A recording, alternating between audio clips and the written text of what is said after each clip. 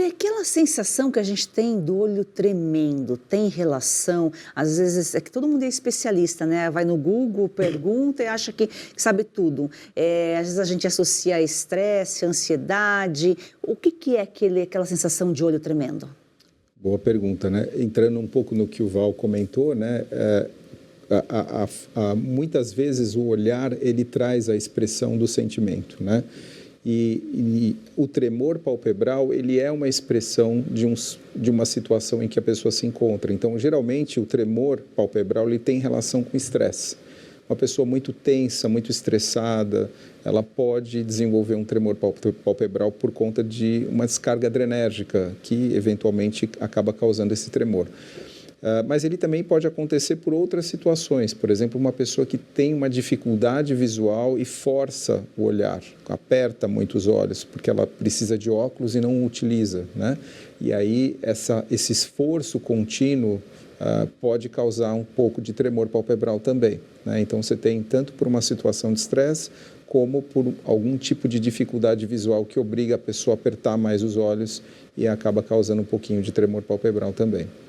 Os olhos definitivamente são emissores de energia, né? Energia física, energia espiritual. Em todos os sentidos, Joyce. Tanto é que a gente pode dizer que a maioria das culturas humanas, elas trabalham com essa ideia do olho, né? A gente, para os egípcios, tinha o olho de Horus, que era famosíssimo, não só porque de um lado representava o sol, do outro lado representava a lua, mas era um elemento de proteção. Da mesma maneira como você já deve ter visto aí um olho grego, o famoso nazar, que é o quê? Para você se proteger de energias mais difíceis. E o olho funciona exatamente nesse sentido. Tem uma pergunta, doutor, e quando a gente tem derrame ocular? Isso é pela pressão? Como que acontece isso? Essa é uma boa pergunta, né? O que a gente chama de derrame, que a maioria das pessoas se assustam, são pequenas hemorragias na superfície do olho, na capa do olho, que é chamada de conjuntiva, né? Isso pode acontecer por uma situação de esforço, quando o vasinho da superfície da capinha do olho da conjuntiva se rompe. Então, uma pessoa que vai numa academia, levanta muito peso, ou vai fazer um esforço grande em casa, levantando caixas, né, e faz um movimento respiratório mais intenso, isso acaba causando esse tipo de situação. E em algumas situações pode ser, por exemplo, por um aumento da pressão arterial também. Então, se a pressão arterial estiver descontrolada, pode levar a uma pequena hemorragia da conjuntiva, né?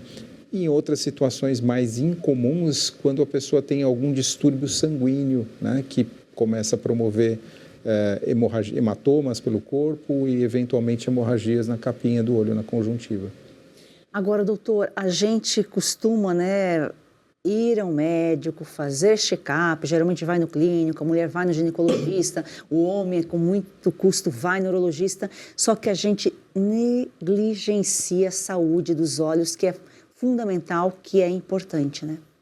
Essa negligência, ela tem uma relação, assim, muitas vezes pelo fato de que uma pessoa saudável, né, que tem os olhos saudáveis, ela, até os 40 anos, ela dificilmente tem muitas queixas, né, em relação à visão, né? Ou as poucas queixas que ela tem, ela não valoriza a importância, né? Então, por exemplo, não é só a visão, né? Porque quando a pessoa tem uma deficiência visual já na juventude, ela vai acabar procurando um oftalmologista pela necessidade de enxergar melhor e eventualmente pode ser só óculos. Mas existem situações em que ela tem o olho um pouco irritado, um pouco avermelhado, vontade de coçar, coça os olhos e acha que não está tendo nenhum problema específico e segue a vida, né? E, na verdade, uma coisa importante de se dizer sobre essa questão de coçar os olhos é que coçar os olhos é um ato muito perigoso, né?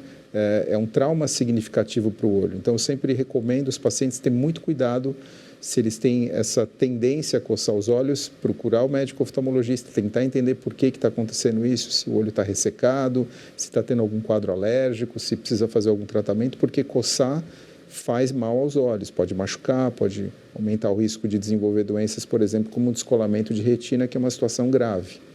Pegando o gancho nesse coçar os olhos, o uso de colírio, até que ponto que ele é recomendado? Porque tem gente que está com o olho ressecado, já vai lá e passa. Acho que tudo que é em excesso prejudica também, né? Essa é uma boa pergunta, né? Hoje, muitas pessoas acabam comprando e se automedicando com colírios quaisquer, né? Existem, muitas vezes, a causa da irritação ocular é realmente um problema de lubrificação, né? Então, quer seja porque está em ambiente muito seco ou porque a pessoa tem uma tendência a ter o olho mais seco e acaba usando lubrificante e resolve. Mas algumas outras situações, o olho fica mais vermelho por outros motivos e ela precisa saber quais são esses motivos para tratar de forma correta e só o exame oftalmológico é que vai determinar se é, por exemplo, um problema de lubrificação ou não. E o pior nessa história é que tem colírios que não são tão bons, né? Tem colírios que, eu não vou citar nome nem marca aqui, mas que eles têm uma substância adstringente que faz o vasinho da superfície diminuir de tamanho e o olho fica mais branquinho. E a pessoa tem a sensação de que o olho melhorou, porque o olho está mais clarinho, está mais agradável, então está tudo bem. Especialmente porque ela se incomoda diante do trabalho ou dos amigos de ficar com aquele olho vermelho. Na verdade, esses colírios, eles só maquiam uma situação que não está boa e que precisa ser diagnosticada e tratada. Se é um problema de lubrificação ou se é uma outra coisa, se é uma inflamação importante do olho, né? E se você pudesse ter acesso aos bastidores do Sem Filtro e conversar direto com os comentaristas e âncoras da Oeste?